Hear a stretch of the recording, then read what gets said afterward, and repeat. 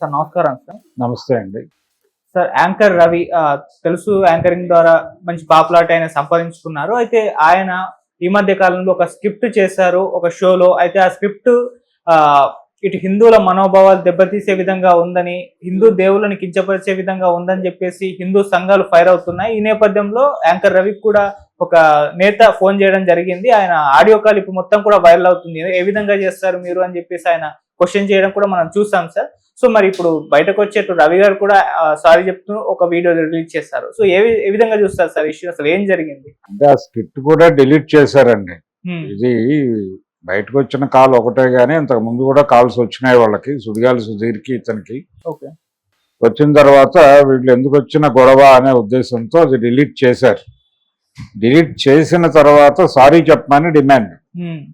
ఆ సారీ చెప్పాలా వద్దా అంటే మేము కళాకారులము అని చెప్పారు. అలాగే అంటే నందీశ్వరుడి ఈ కొమ్ముల మధ్యలోంచి చూస్తే ఆడపిల్ల కనిపించటం అనేది మా మనోభావాలను గాయపరిచింది అనేది ఆయన క్లెయిమ్.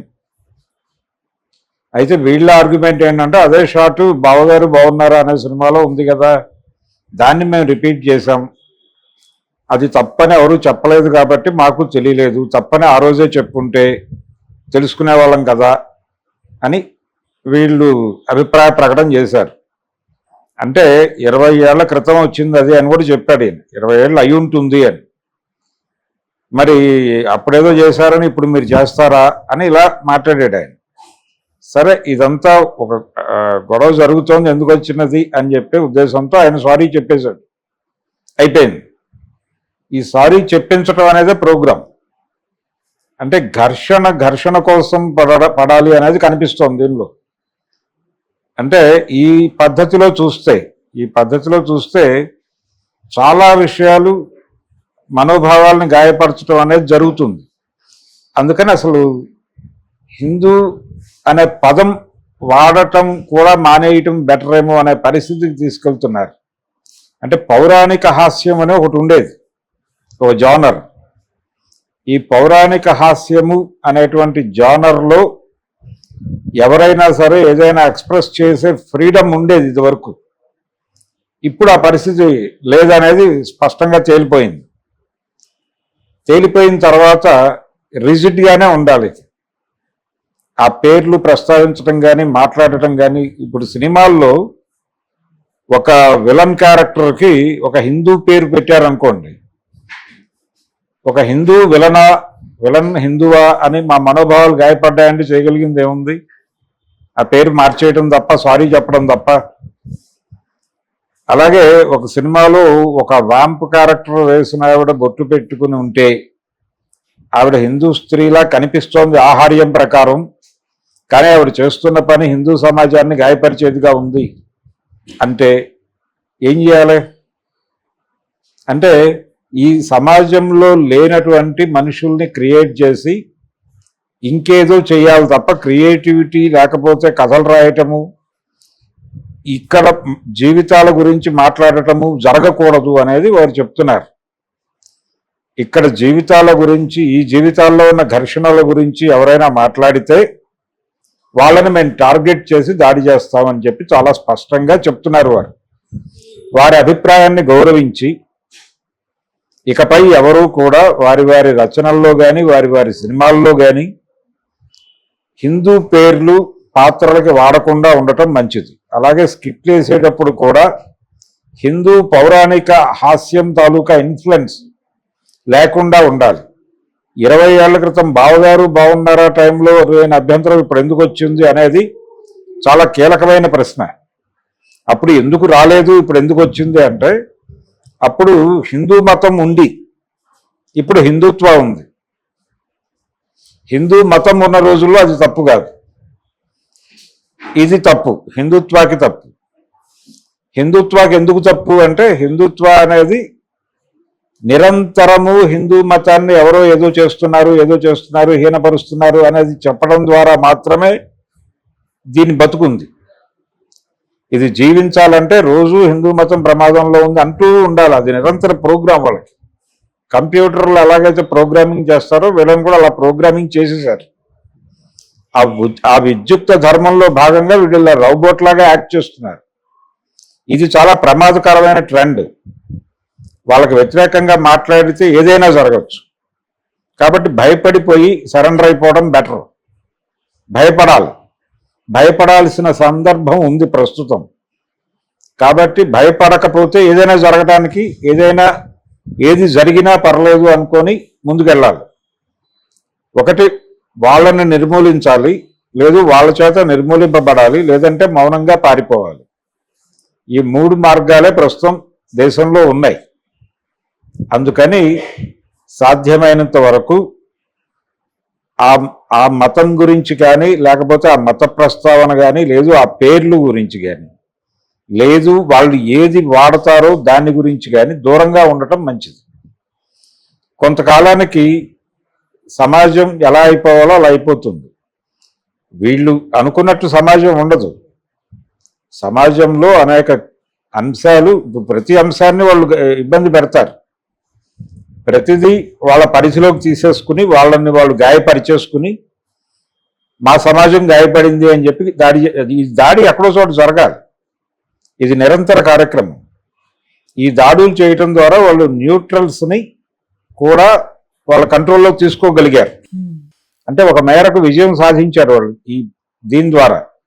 ఇది దాదాపు ఆయన చెప్పిన 20 ఏళ్ళు అంతకంటే ముందు నుంచే జరుగుతోంది. ఇది మన తెలుగు రాష్ట్రాల్లో బాగా రిఫ్లెక్ట్ అవడం మొదలుపెట్టింది ఓ 25-30 ఏళ్ల నుంచి. ఈ 25-30 ఏళ్ల ప్రయాణంలో మనం చాలా విషయాలు చాలా పద్ధతిగా నేర్చుకున్నాం. ఇప్పుడు వాళ్ళని ఏమీ మాట్లాడలేనటువంటి ఒక పరిస్థితికి తీసుకెళ్ళిపోయారు.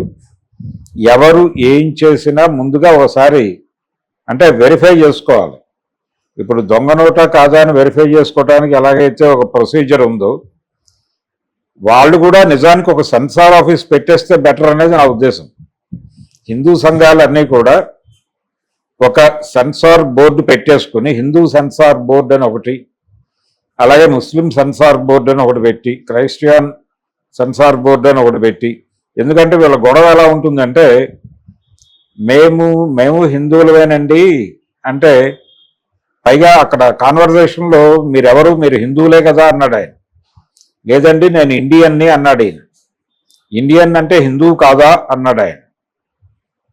అది అర్థం కాక ఇతను సరే హిందువునే అయితే అనే పద్ధతిలోకి వచ్చాడు. ఈ వచ్చిన సందర్భంగా ఆయన ఏమన్నాడంటే, నేను అల్లాని పూజిస్తాను, అందరినీ పూజిస్తాను అన్నాడు. ఈశ్వరుణ్ణి, శివుణ్ణి పూజిస్తాను, అల్లాని పూజిస్తాను, జీసస్ని పూజిస్తాను అన్నాడు ఆయన. అని రాజ్యాంగానికి ఒక మత స్వభావం లేదు కాబట్టి లౌకిక రాజ్యాంగం అని చెప్తున్నారు కాబట్టి నేను కూడా అలా లౌకికంగానే ఉంటాను అన్నాడు ఆయన.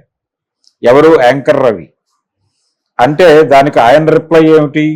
మీరు ఇదే జోకులు ఇదే పద్ధతిలో ఇతర మతాల మీద కూడా ఎందుకు చెయ్యరు అన్నాడు. అంటే ఆయన ఉద్దేశం ఏంటి?